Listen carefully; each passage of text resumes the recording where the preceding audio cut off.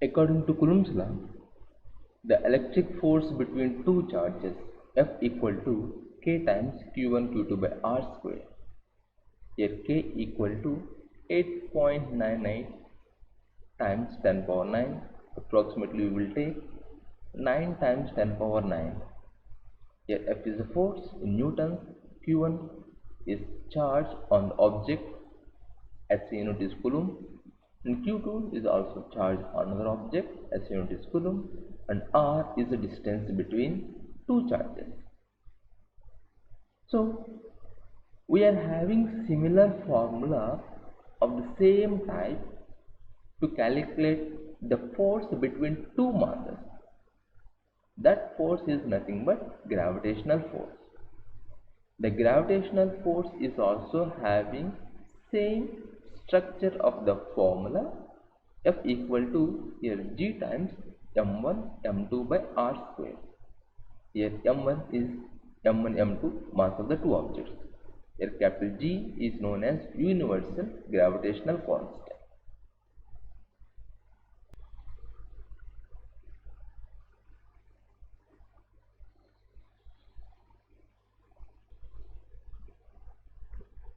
I would like to do comparative study between Coulomb's law and gravitational law. Suppose take one proton and one electron. So this is the proton and this is the electron. So proton having a positive charge and electron having negative charge. They are kept at a distance r.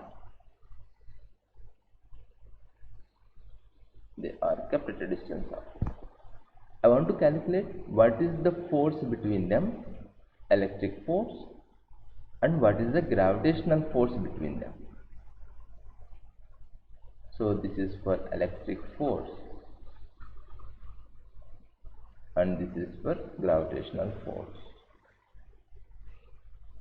If one proton and one electron, they are separated at a distance r.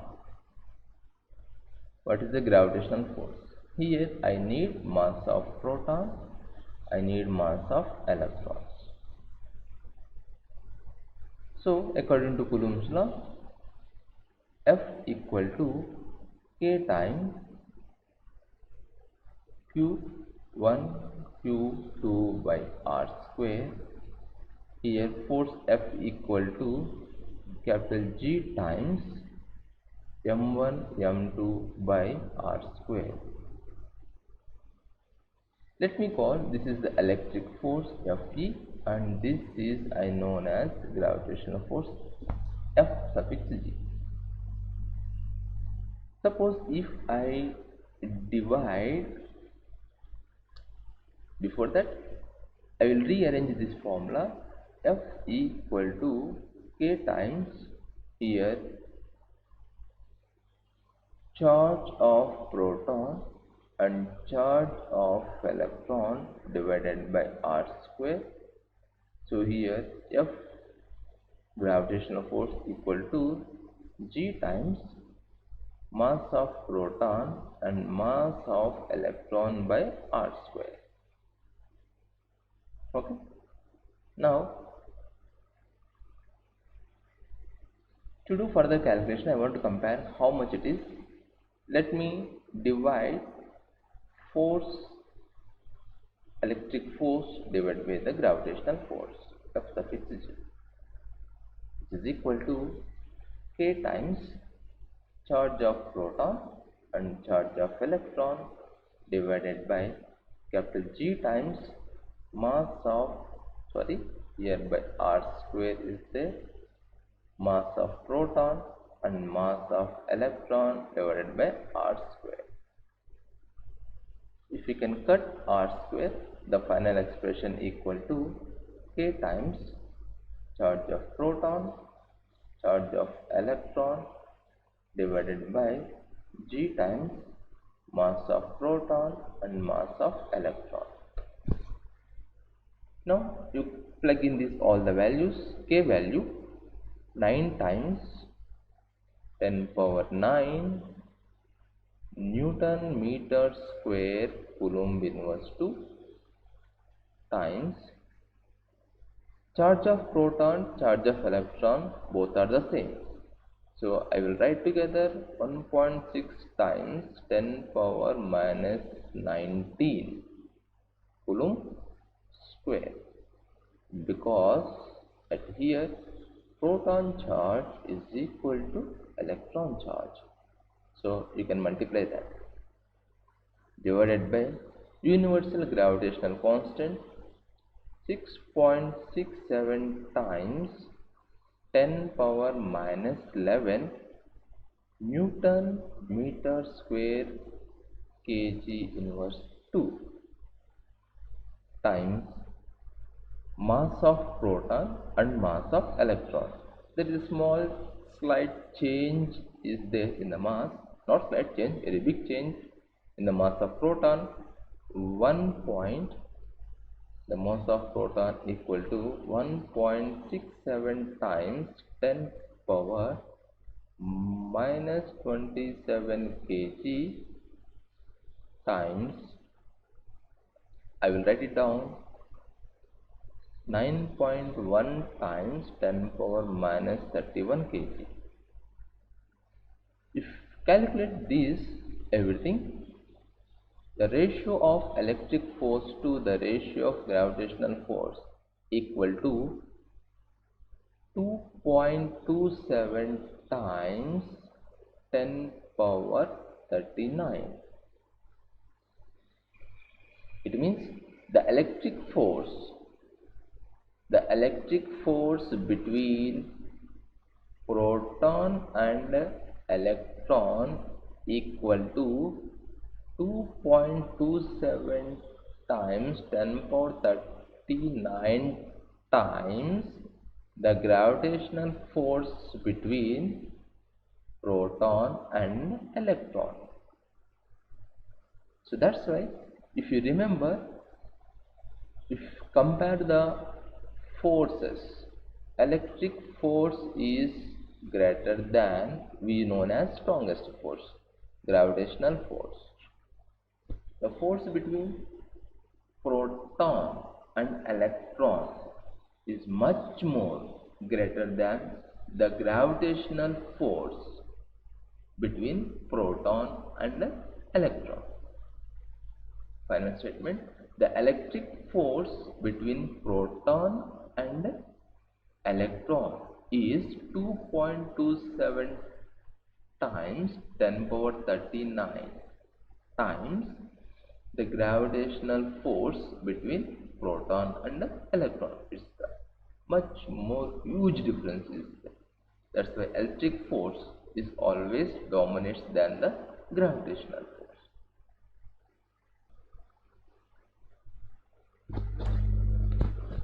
I would like to talk about permittivity to give a broad knowledge about permittivity. According to Coulomb's law, F is directly proportional to Q1 Q2 by R square. This is the force between two charges Q1 and Q2 at a distance of R, separation of R. So remove proportionality symbol, replace with the constant known as proportionality constant K, F equal to K times Q1 Q2 by R square. The value of K equal to 1 over 4 pi epsilon naught. Here epsilon naught is known as permittivity.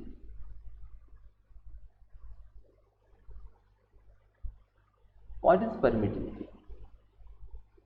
In one point we say permittivity is the resistance offered by the medium. Permittivity epsilon naught equal to resistance offered by medium.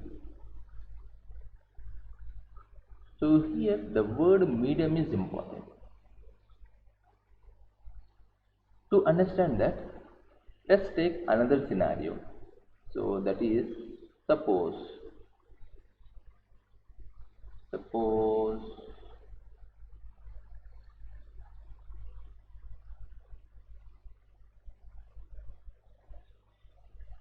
suppose take the same charges q1 and q2. They are same distance at a distance r. Now this time you kept this setup in a helium chamber, not other than the vacuum in air, a filled space. We kept it in a helium chamber. Okay, the room filled with helium. Now you want to calculate the force between them, so you will apply the same law, F equal to K times Q1 Q2 by R square. Now is this helium chamber, the force in this case will be equal to the force in this case? Question. The answer is no, because here the medium what we selected either air or vacuum, because these two both are having permittivity value almost all same, approximately equal to 1. But when it comes to this helium, the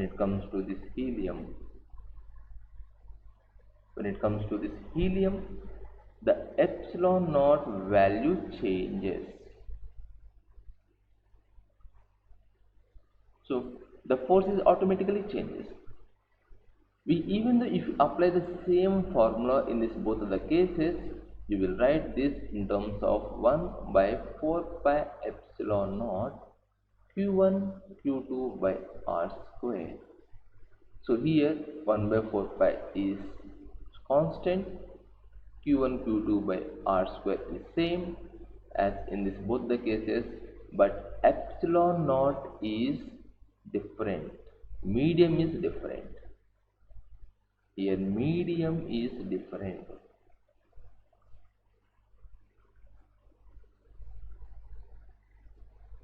So the value of epsilon naught is depends on the medium. It's known as permittivity.